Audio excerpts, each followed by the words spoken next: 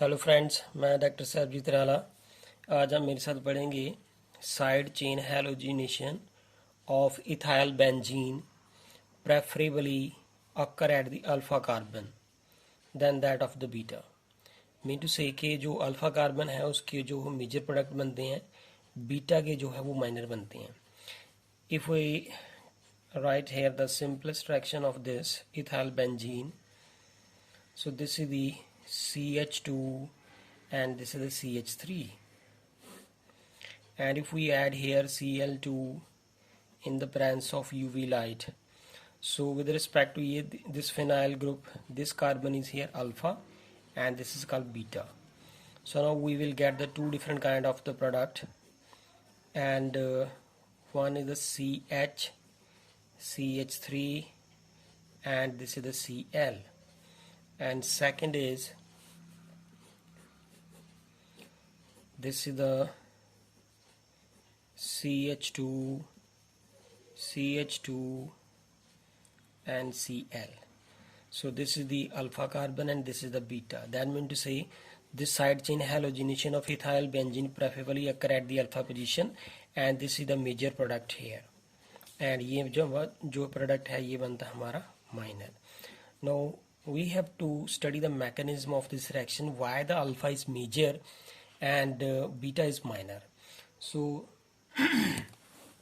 the product form is called here, this is called here 1-chloro, this is the 1-chloro, 1-phenyl, 1-chloro, 1-phenyl ethane. This one is here. So this is the 1-chloro, it is here, this one is here, first carbon, ये second carbon. So this is the 1-chloro, 1-phenyl, and it is the ethane. This is the longest chain of ethane. So जो दूसरा हमारे पास जो product बन रहा है minor, so it is called here, this is the 2-chloro,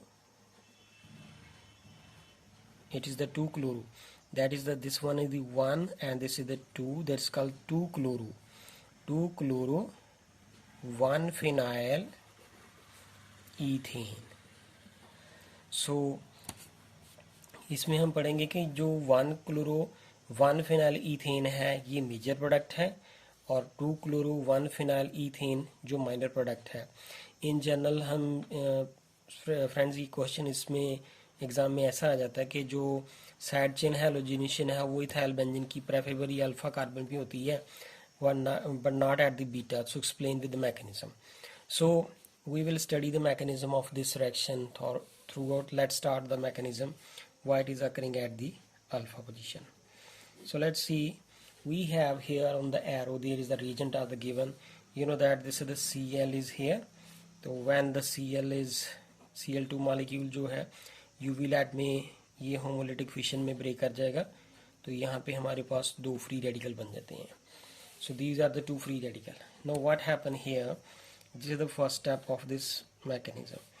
Second क्या है, if we talk here, this one is CH and CH3 and this is ethyl benzene. और ये जो इथाइल बेंजीन का यहाँ पे CH2 लिखना था मैंने, तो मैंने इसका एक H जो है वो इस तरफ लिख दिया, दिस बिकम्स CH2. तो अब क्या होगा कि इसके अंदर जो फ्री रेडिकल है वो यूवी लाइट की प्रेजेंस में जो है वो ब्रेक करेगा. तो वो कैसे होगा कि अगर ये वाला जो बॉन्ड है कार्बन का हाइड्रोजन के साथ बॉन्ड है, if it break by the homolytic fission, अगर ये इसका एक इलेक्ट्रॉन बॉन्ड का इस तरफ चला जाए और एक ये इस तरफ आ जाए, so know what will happen here, तो we will get here is the CH and CH3 and other bonds are as such, और ये वाला जो Cl फ्री रेडिकल है वो इस H फ्री रेडिकल के साथ कंबाइन कर लेगा, तो it will form the HCl. तो ये तो हमारा जो है HCl बन गया. अब यहाँ पे जो ये फ्री रेडिकल जनरेट हो गया है, एग्जैक्टली ये जो फ्री रेडिकल है ये रेजोनेंस स्टेबलाइज है यहाँ पे. तो यही इसका मेन जो एम्फेसिस इस मैकेनिज्म में है कि ये यहाँ पे रेजोनेंस में पार्टिसिपेट कर जाता है. सो इसका नेक्स्ट स्टेप देखें क्या होगा कि अगर ये फ्री रेडिकल है तो अब ये रेजोनेंस में पार्टिसिपेट करेगा, तो हाउ इट इज। सो ये वाला पाई बॉन्ड है, जो ये पाई बॉन्ड जो है 2 इलेक्ट्रॉन से बना है।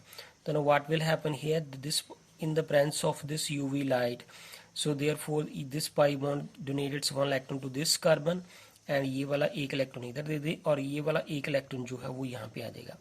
तो this is very important point here. तो see here that we have now here is the C, ये वाला जो पाई बॉन्ड ब्रेक कर गया तो इस कार्बन के पास फ्री रेडिकल आ गया, and here was the single bond and you know that the bond consists from the how many electron, 2 electron, so therefore यहाँ पे 1 इलेक्ट्रॉन तो इधर से चला गया, एक ये आ गया, तो यहाँ पे 2 कंबाइन इलेक्ट्रॉन कम करके यहाँ पे क्या बना देंगे, डबल बॉन्ड, यहाँ पे CH3। सो ये यहाँ पे फ्री रेडिकल था जो यहाँ पे आ गया। Now what will happen here, तो ये वाला जो फ्री रेडिकल है अब ये बेंजीनिंग में रेजोनेंस में पार्टिसिपेट कर रहा है। So next resonating structure will be here, if this pi bond shift its 1 electron to this, and ये वाला जो इसका 1 इलेक्ट्रॉन जो है वो यहाँ पे आ जाए, तो एंड इसका ये जो पाई बॉन्ड है वो इस कार्बन के पास 1 इलेक्ट्रॉन चला जाए। So now what will happen in the next resonating structure, it is like this way, here is the double bond as such CH and CH3, और यहाँ पे फ्री रेडिकल आ गया, ये वाला डबल बॉन्ड है, और यहाँ पे ये पाई बॉन्ड ब्रेक करके यहाँ पे 1 इलेक्ट्रॉन गया, इधर से ये वाला फ्री रेडिकल है 1 इलेक्ट्रॉन यहाँ पे आ जाएगा, तो 2 electron combine together to form a bond, तो यहाँ पे डबल बॉन्ड आ जाएगा। सो नेक्स्ट जो है इसके बाद क्या है कि ये वाला जो फ्री रेडिकल है अब उसकी रेजोनेंस शो करेंगे, तो ये वाला पाई बॉन्ड है, ये पाई बॉन्ड ने अपना 1 इलेक्ट्रॉन इस तरफ डोनेट किया, ये फ्री रेडिकल ने यहाँ पे इलेक्ट्रॉन डोनेट किया, और ये वाला फ्री रेडिकल जो यहाँ पे चला जाएगा, यहाँ पे ये जो पाई बॉन्ड है उसका 1 इलेक्ट्रॉन जो है वो इस तरफ चला जाएगा। Now the next structure will be like this way, here is the benzene ring, यहाँ पे है CH and CH3, and ये वाला इलेक्ट्रॉन जब इस तरफ गया तो ये इलेक्ट्रॉन और ये इलेक्ट्रॉन दे यहाँ पे बना दिया इन्होंने डबल बॉन्ड।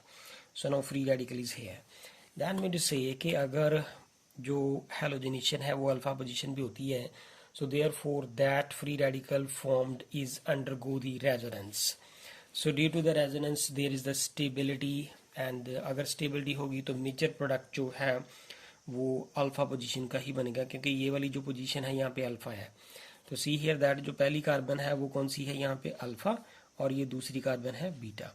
तो अल्फा पोजीशन पे जब ये फ्री रेडिकल बनेगा तो that free radical undergo the resonance, so due to this resonance the molecule जो प्रोडक्ट है बनाएगा वो मेजर बनाएगा, because the stable product will be the form.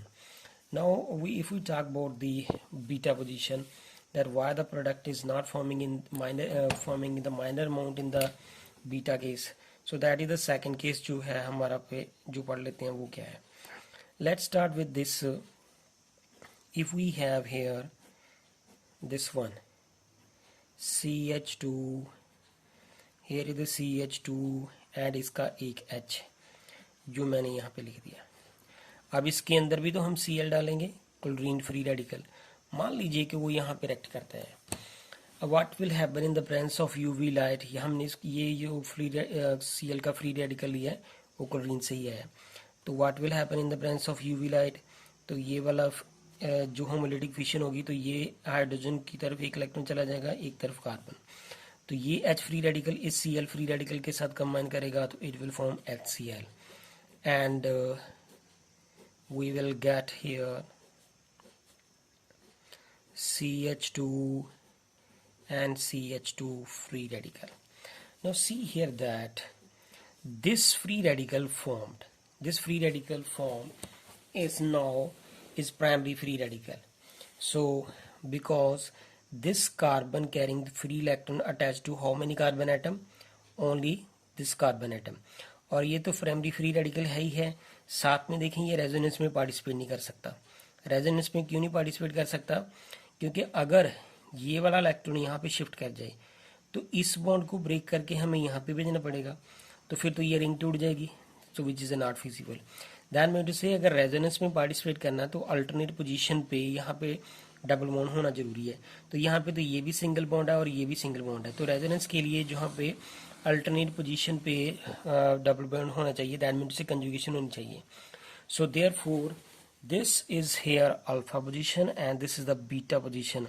So therefore at the beta position the halogenation जो है वो नहीं possible होती because that do not participate into the resonance.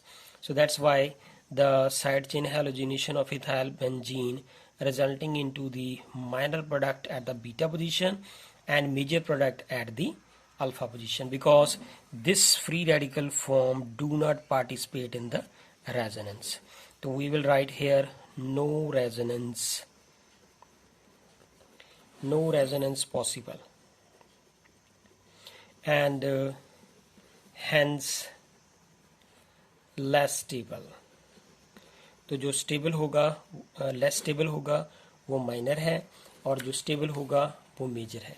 So this is all about the mechanism. See here that जो हम starting से लेके चले थे. So this is the ethyl benzene. Ethyl benzene से जो है जो उसकी साइड चेन हैलोजिनेशन है वो अल्फा पे ही मेजरली होती है, बीटा पे वो माइनर होती है. So with the help of this mechanism we can prove that कि it's preferably occur at the alpha position. So thank you friends. अगर आपको मेरी वीडियो पसंद आए प्लीज़ इसे लाइक करें, सब्सक्राइब करें मेरे चैनल को और कमेंट्स करके बताएं. Thank you friends.